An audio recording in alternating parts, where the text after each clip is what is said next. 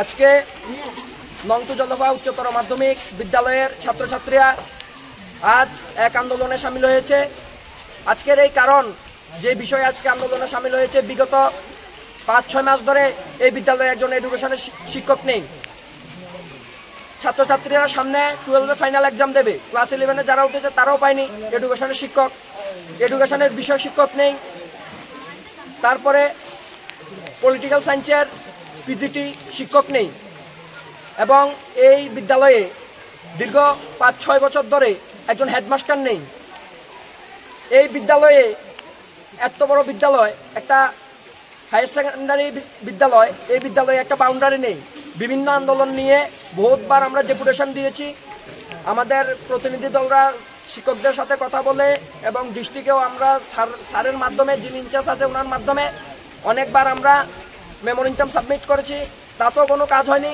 তাই আজকে ছাত্রছাত্রীরা ক্ষুব্ধ হয়ে আজকে এই আন্দোলনে সামিল হয়েছে। যদি আজকে এই আন্দোলনের মাধ্যমে কোনো সমস্যার সমাধান না হয়, এই আন্দোলন চলছে এবং আগামী দিনে এর থেকে বৃহত্তর আন্দোলনে সামিল হবে। ধন্যবাদ।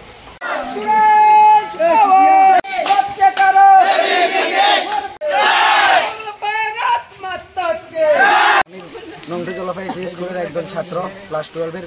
বিগত 6-7 মাস ধরে আমাদের স্কুলে কোনো এডুকেশন টিচার নেই, এমনকি কোনো পলিটিক্যাল টিচারও নেই, এমনকি আমাদের স্কুলে কোনো কিচেন রুম নেই, এমনকি আমাদের স্কুলে কোনো 2 বছর ধরে এনএসএস হচ্ছে না, বাউন্ডারি ওয়াল নেই, স্কুলে কোনো বাউন্ডারি গেট নেই, এইচএম না আমাদের স্কুলে কোনো এইচএম নেই। 5 বছর ধরে, বিগত 5 বছর ধরে কোনো এইচএম নেই।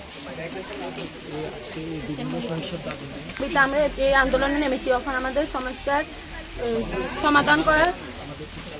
আমাদের টিচার লাগবে এবং আমাদের যা যা চাইছি তা লাগবে, নয়তো আমাদের আন্দোলন চলতে থাকবে, চলতে থাকবে।